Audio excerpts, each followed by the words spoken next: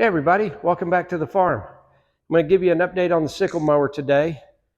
Been really busy out here on the farm. Got some exciting stuff coming up. It's going to be a huge game changer out here at the farm, but that's coming up soon. We've been working with the girls and went and got a load of oats this morning. I got them all back here in the back, so we will be showing you what we've been doing in the next couple of weeks. But I wanted to give you an update. I did a full-blown inspection on the sickle mower and found everything that was wrong with it, what was broken on it, what was bent on it, and what needed to be addressed. So when I went up to Ohio last month, I was able to pick up everything that I needed.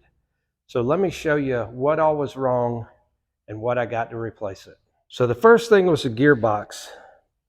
I drained all the oil out of it, and the oil was old and it was clumpy and way overdue for being changed. And because the gears hadn't rotated in there in a long time, one of the gears was rusted on the top where it was dry. You can see right here. So I've got to do a little bit of polishing right here. And there's just a little bit of oil caked on the sides, which you really can't see anymore, but it's just old gumpy oil. And what I've been doing is putting diesel fluid in there and jacking the mower up off the ground and then just rotating the drive wheel and just circulating that diesel fluid or diesel fuel in there to break up that oil and get it out. But I'm just going to hit this area right here with a Brillo pad, and then I'm going to put the diesel fuel back in and rinse off all the particles. It's not bad. It's just where this was not in the oil from sitting for several years. The seat is cracked. If you look right here, you can see a crack that goes all the way around, and it comes over to about right here. So 50% of it is cracked. Eventually, getting on and off this thing, it's just going to continue to crack, and eventually it'll just, bust completely out. The next thing is this lifting spring. This lifting spring it's actually bent. You see how it's got that curve to it? And this has got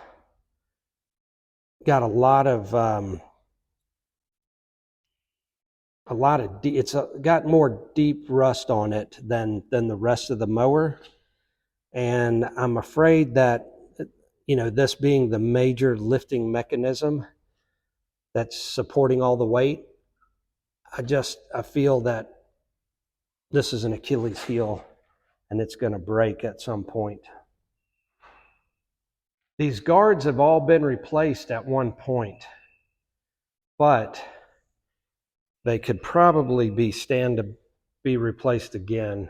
This one is bent right here, and that one definitely needs to be replaced. But the rest of them would make good spares, but I think it would be better just to take them off and repair them. These are all pretty good. I had the Amish guy look at these, and these were all pretty good. I just need to take them all off and wire brush them and get them all cleaned, and then get a coat of paint on them. The knife has been removed. The knife should be, in these guards right here, but the pitman stick that goes from here down to the bottom and connects right here to the knife, they were both in need of repair. Here's the pitman stick that I took off. It's definitely compromised, so it wasn't going to make it much longer if I had put it into use. The only thing that's been replaced is this bearing head right here, but these are open ball bearings and they were not serviced, and so these bearings are locked up. And it's pretty hard to see, but they're actually flat spotted on the top, on the outer race, but they're completely locked up. There's an inner and an outer. And so this thing was just spinning on the flywheel right there, but it was just spinning on the race. The bearings were not spinning. And then this is the nut that holds it onto the flywheel. And this nut, while it's serviceable, it could stand to be replaced. Now, up here on the end of the pitman stick, this is all original. You remember this is a 1945, made in October of 45. And these are original parts right here. And these have been just sitting at ground level in wet, dewy grass. And they're just extremely pitted.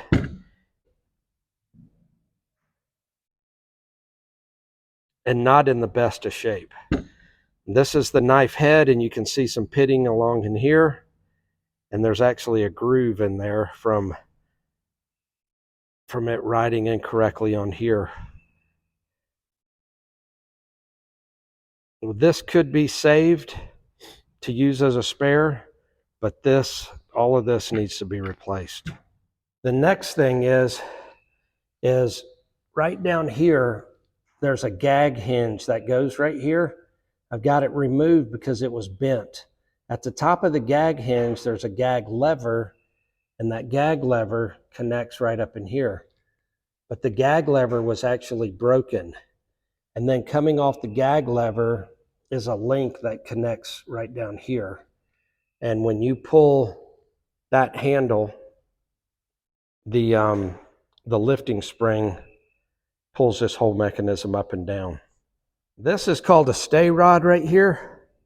This stay rod holds the sickle bar up until you get out into the field. And then you just remove this wing nut, put that wing nut back onto the other side, and you fold this stay bar up to right here. And there's supposed to be a keeper right there, but that keeper is missing. So what happens is that stay rod falls off, it hits the ground, and it bends in half. At the bottom of the sickle bar, there's a stub guard right here. And right here is supposed to be a ledger plate, and there's supposed to be a serrated edge right there. And that thing is there, but it is completely flush. There is no serrated edge. So this stub guard has been replaced, but the Amish guy was telling me that there needs to be 2 more stub guards right here for a total of 3 stub guards. He said if you have 3 stub guards right here and you have a new ledger plate, then it won't clog as much right here, because this is where the majority of your clog happens, right here in this corner. So I'll get 3 stub guards and a new ledger plate.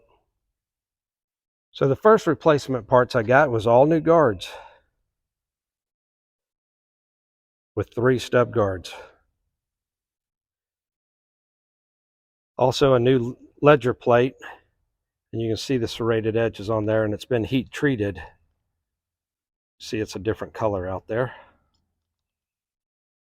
The one that's there, it looks like that. It's just a flat ledge where the teeth have been completely worn off. So I'm sure that the previous owner, without having that serrated edge there and only having 1 stub guard, I'm sure it clogged up on her pretty frequently. A new gasket for the gearbox. Brand new knife assembly. It's got surface rust on it, but I'll just hit that with a wire brush and then shoot some oil on that, and that'll be good to go. But you can see the knife head. There's no pitting or erosion or anything on it. It's all good to go. Then a brand new pitman stick with a new pitman stick head.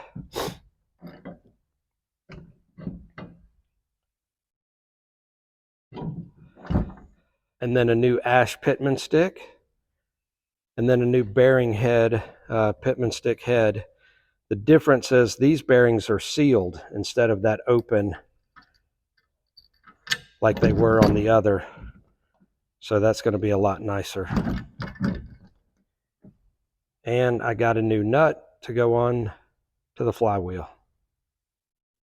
All new hardware for the guards.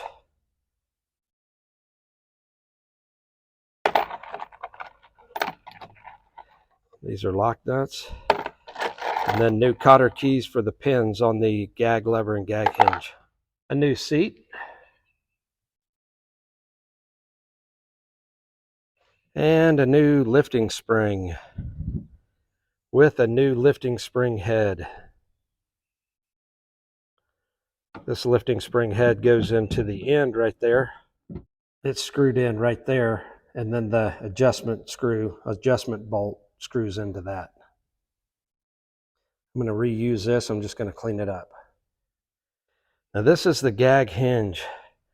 You can see how cattywampus that thing is, all bent up and jacked. So what I did is I got a replacement. This was off a mower up there. And then the pin that goes in the bottom of it. And then this is the gag hinge. I don't have the original gag hinge, but this was broken. This whole piece was broken. This pin, you see how jacked that pin is? That's the replacement pin. This one is jacked, and this one was through this hole right here, and it had busted off half of this casing right here. It was really this half over here, but it busted out half of that casing. Now, these are the original rivets that were in there from 1945, and I couldn't get them out. So the Amish guy just took that broken piece, ground that off, and put my piece back on to a new piece. So I don't have the original gag lever to show you how it was broken, but you'll just have to trust me that it was broken. But this goes in here like this. And then that connects to the mower down here, and then that connects to the sickle bar out there to the side. I'll get it on and I'll show you. And then a stay rod keeper. He didn't have one of these in stock, but he told the little boy in the back to run and make me one, and he went and made this for me in about 5 minutes. It looked like he was about 15 years old, but I couldn't believe how fast he made it. But basically, I'll take this off right here, put the stay rod keeper there, and I'll be able to snap the stay rod underneath there, and I won't have to worry about it falling and sticking in the ground anymore.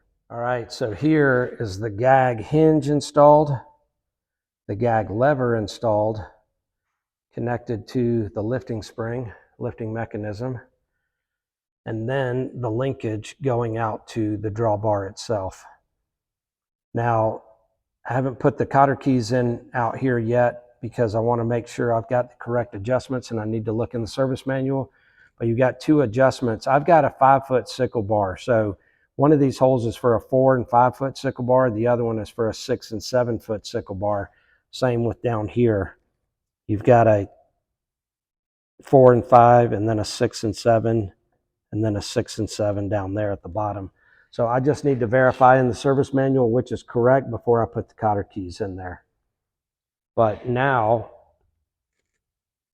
this thing will be able to lift up and down like it was supposed to and not bind like it was binding before.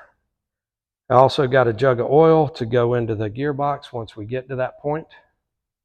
I'm just going to be using this angle grinder with a wire wheel on it to knock the rust off of that thing. And I've got all the correct color paints. I've got the cream, the red, the blue, and the ochre yellow to go on it after I get done wire brushing it. I'll wire brush it. I'll hit it with some primer to keep it from rusting again. And then I'll go back when I'm ready and put the finished coat of paint on it. So we're not going to be able to use this year at all because the girls are not ready to drive. But this is going to be a project for, rainy days or when I'm caught up on the farm, which, I'm never caught up out here because I'm still in the construction phase. But we're getting a lot closer. That's one of the things I was saying is got some exciting things coming up out here, which is going to push me over the edge and really be a game changer for out here at the farm. So I'm super excited about the changes that are coming up that you're going to see in the near future. So you're not going to see this in the next few episodes, but it will come back, I promise. But I just wanted to show you where we were, what we had, and the direction we were going. So this is going to be a really neat deal. It's going to be really cool seeing this thing out front, mowing and behind the girls. I know the little girl that I bought this from will be happy to see it going again. So anyway, guys, that's going to do it for this week. And as always, remember who you are. Be kind to those around you and stand up for what you believe in.